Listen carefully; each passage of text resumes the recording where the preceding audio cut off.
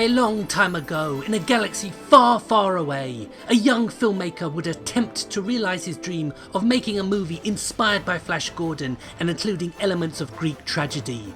That movie was Star Wars. 7 films over 30 plus years and enough cheap plastic action figures to circle the Earth a couple of times, and the juggernaut franchise of Star Wars shows no sign of slowing down, despite the bumps along the way that were the prequels. But today on Consoletronics, I attempt to navigate the myriad of titles that make up the video game output based on the movies and mythology that now occupy the crown jewels of the Disney empire.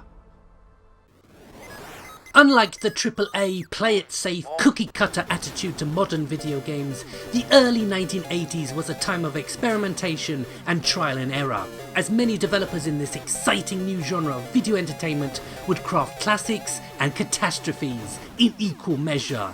Into this maelstrom of creative fervour, Atari would release the first Star Wars arcade machine, with its striking vector graphics attempting to recreate the pant-wetting excitement of the climax to Episode 4, A New Hope. And I can't believe I'm gonna say this, but it does. And very well too. The home port on the Commodore 64 doesn't, however. Lacking the fluency and even any music, this feels like a bit of a quick cash-in if you ask me.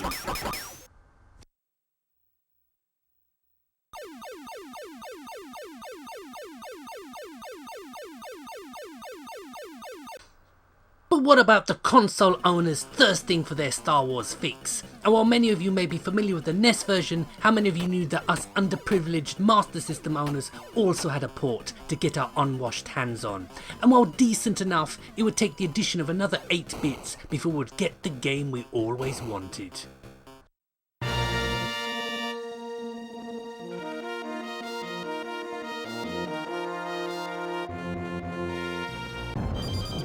You know, it says a lot about the influence Star Wars had when nearly 20 years after its release, a video game based on it is greeted with the kind of fanfare that Super Star Wars on the SNES received. Hard as old boots it may be, but this is one must-own title.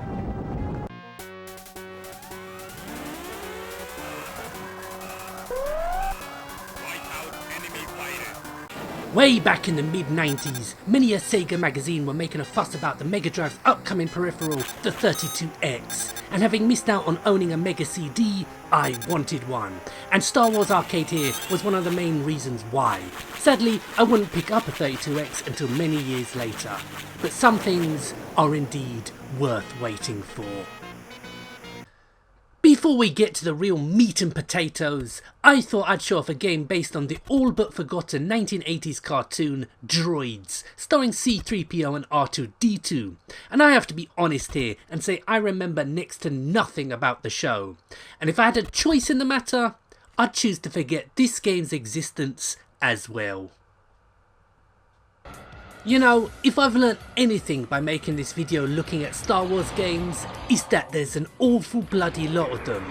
So I'm gonna pick a few random titles out of my arse, and here's Star Wars Demolition on the PlayStation 1, which is a bit like Destruction Derby, but completely different. That being said, it's pretty good, so track yourself down a copy. Now we're getting somewhere. With the lukewarm response to the prequels and their video game counterparts, I wouldn't play any for all the Chi and Tina. Star Wars Battlefront came along and seemed to make it okay to play games based on George Lucas's all too often pimped out intellectual property. Part 2 was my favourite, although that may change when I finally get my hands on Part 3.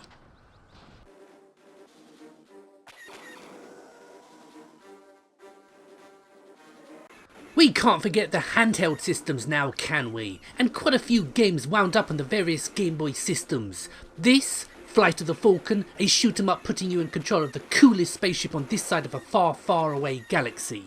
In fact, credit where it's due, because even a bunch of bubonic plague suffering baboons whose arms and legs have dropped off could still have knocked out a decent game. But somehow, Pocket Studios still managed to cock it up. So bravo, Pocket Studios. You are now the worst video game developer of all time in my eyes.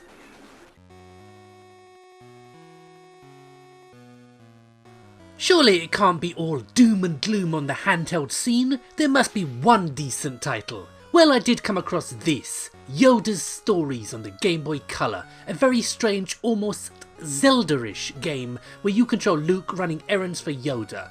Definitely worth a look. Get on those gun turrets. And we go from cute Japanesey style role-playing to something with a little more meat on its bones. It's Knights of the Old Republic on Xbox, a truly colossal game with lots to see and do.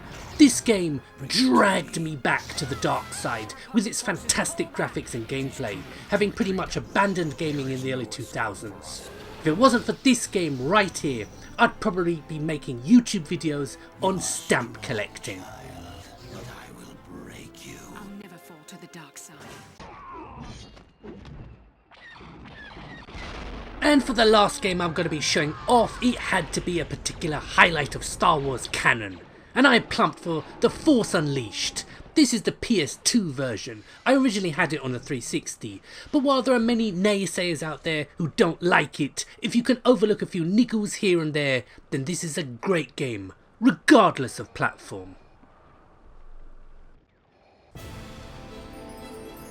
Well, there we have it folks, this has been my look at what is essentially the tip of the iceberg when it comes to Star Wars video games, but hopefully you enjoyed the trip down memory lane regardless. So in closing, can I just say, please like, share and subscribe, thank you for watching, and may the Force be with you.